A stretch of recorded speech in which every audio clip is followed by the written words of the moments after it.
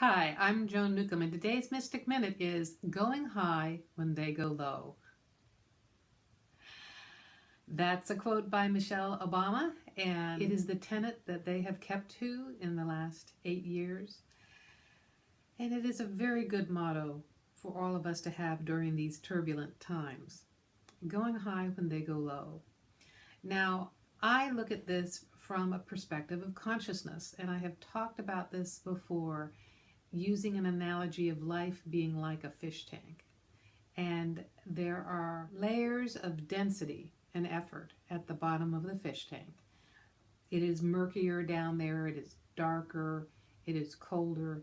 You're down there with the bottom feeders, and it is a more difficult way of experiencing life. If you're higher up in the fish tank, you're at the lighter vibrations, a higher vibration, and it is a more effortless way to navigate life, and it is also a place of more clarity, easier to have a bigger picture of what's going on in the world. And don't get too confused about being down there or being up there, because there are no directionals in consciousness. You can stand among people losing their minds, and you can keep your own. That's another quote by Rudyard Kipling. It is, if you can keep your head while all about you are losing theirs and blaming it on you. If you can trust yourself when all men doubt you, but make allowance for their doubting too. If you can wait and not be tired by waiting, or being lied about, not deal in lies, or being hated, don't give way to hating, and yet don't look too good or talk too wise. Anyway, it's too long for the video today, but it's a really good poem. I'll put a link to it below. And we have a great opportunity to practice being our greater selves, our higher selves, ourselves as consciousness, which sometimes can be the observer, which doesn't mean that you're completely neutral, but it is a more neutral perspective.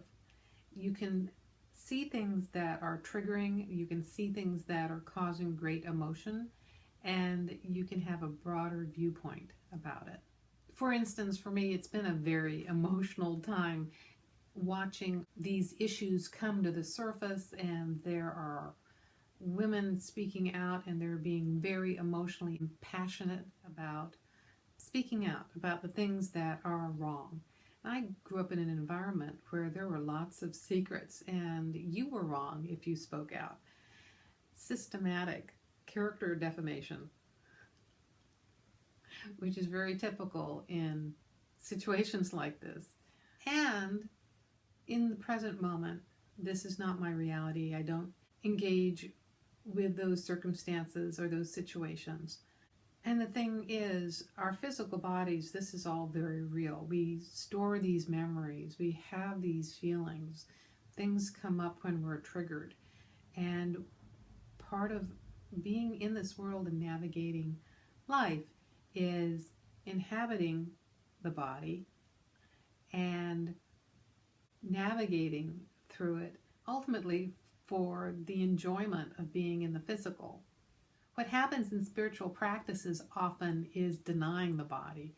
You go on fasts, you become celibate, you abstain from this, that, or the other. And it's all about denying the body's basic feelings and instincts so that you can have greater control as consciousness. That's actually not spiritual at all, and it's very unconscious. However, as consciousness, you can have a different perspective than what your body is feeling, and you can use your greater awareness to navigate these circumstances in a way that is also nurturing for your body. Years ago, I used to teach that our bodies were this vehicle for this lifetime, and so it was like your car, making sure that, you know, it was tuned up and you had enough gas and all this kind of analogy that made it being more like something mechanical. I've come to realize it's really a horse, and horses have personalities, and you ride your horse for a certain amount of time, and your horse either trusts you or isn't so certain because it doesn't know the path you're going down. but it's known that you have jumped it off of cliffs before, and whoa, Nelly, I don't trust where we're going. So you do things to nurture your body, to coax your body into the next growth space. Chocolate, baths, those are kind of standard things to take care of your body. And remember that you, as consciousness, are the owner, the writer, the one that's responsible for doing the best for your body. And that means not necessarily taking it by the reins and dragging it into the mud pits, leaving the horse by itself in its own hysteria.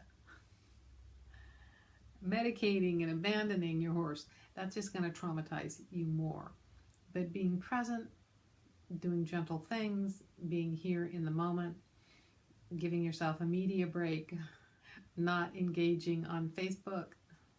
You can be in the world and not of the world.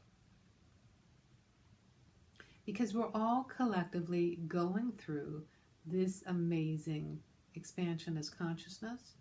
Greater light is coming into the world, coming into form.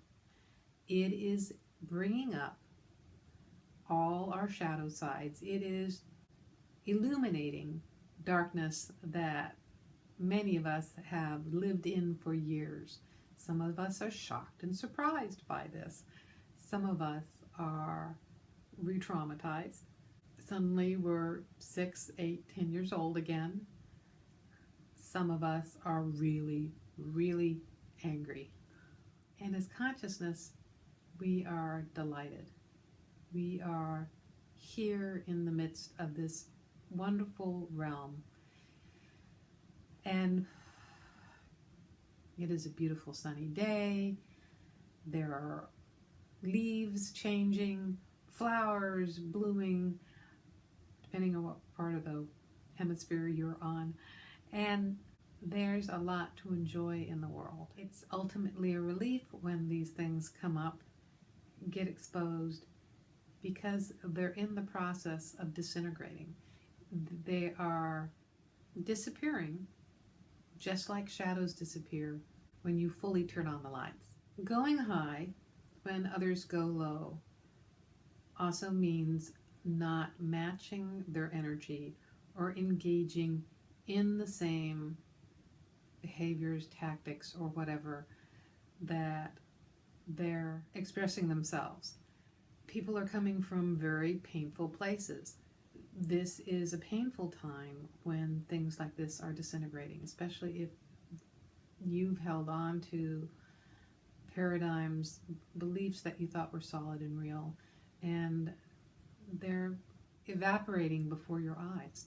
So you can actually stay energetically a half step above all that's going on. You do not have to respond. You don't have to respond right now. You can wait 24 hours. You certainly don't have to react. Respond rather than react. Probably the best thing you can do is just turn your phone off and take a walk. And remember that you are a consciousness creating this reality down to the smallest detail. And as consciousness, you are expansive, you are infinite, you are immensely powerful, and infinitely joyous. And if you like these videos, you can subscribe to them on YouTube. You can also sign up below to get them in your inbox. If you want to know more, my website is joan-newcomb.com. I put out a weekly radio show and podcast. I also write a weekly blog and e-zine. I do meetups around the Puget Sound in Seattle, Bellevue, Tacoma, University Place, and Lakewood. So if you're in the Puget Sound area, you can go to my website to see where I am next. And if you're outside the Puget Sound area, I do monthly webinars. You can also check out when my next one is.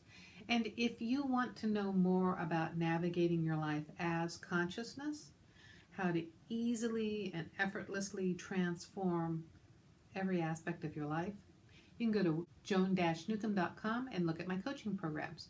So go to joan-newcomb.com and I'll see you in another couple days with another Mystic Minute.